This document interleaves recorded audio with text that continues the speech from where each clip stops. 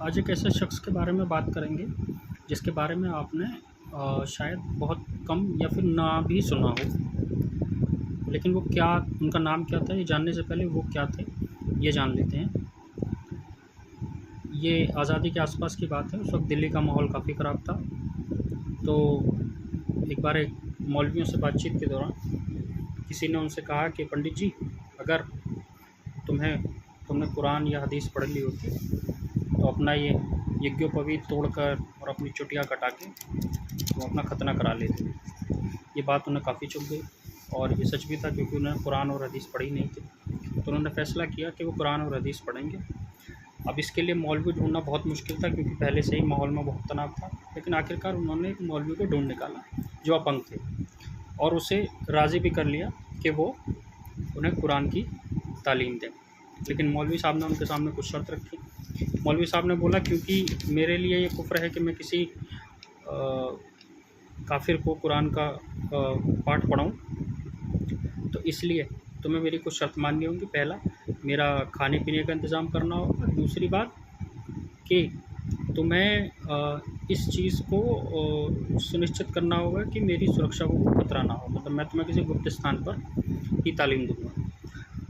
उन्होंने मौलवी साहब की सारी बातें मान ली और 1 साल तक लगातार उन्होंने कुरान और हदीस का जमकर जो है अध्ययन किया, और 1 साल के बाद उन्हें अधिकतर कुरान और हदीस जो है वो कंठस्थ भी हो गई। और मौलवियों से जाकर के वो शास्त्रार्थ करने लगे, और उनके तर्क इतने ज़्यादा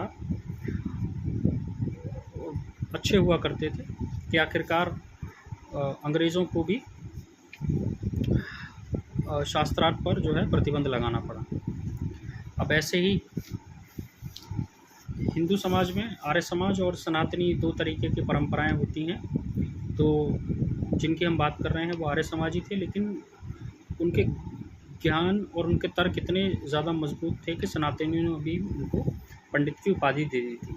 तो जब मौलवी उनसे जीत नहीं पाते थे, तो आखिरकार एक बार कुछ मौलवियों ने उनसे कहा कि आप सनातनियों को अगर शास्त्रार्थ में हरा दें तो हम फिर आपकी बात मानें।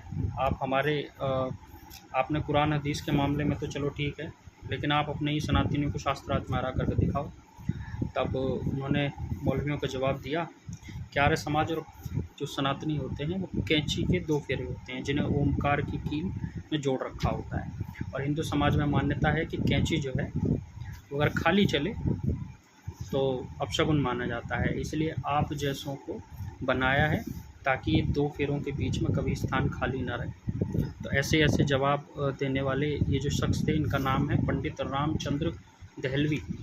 इनके बारे में शायद आपने बहुत कम सुना होगा, और इनके बारे में आगे भी जानेंगे कि क्या शख्सियत है।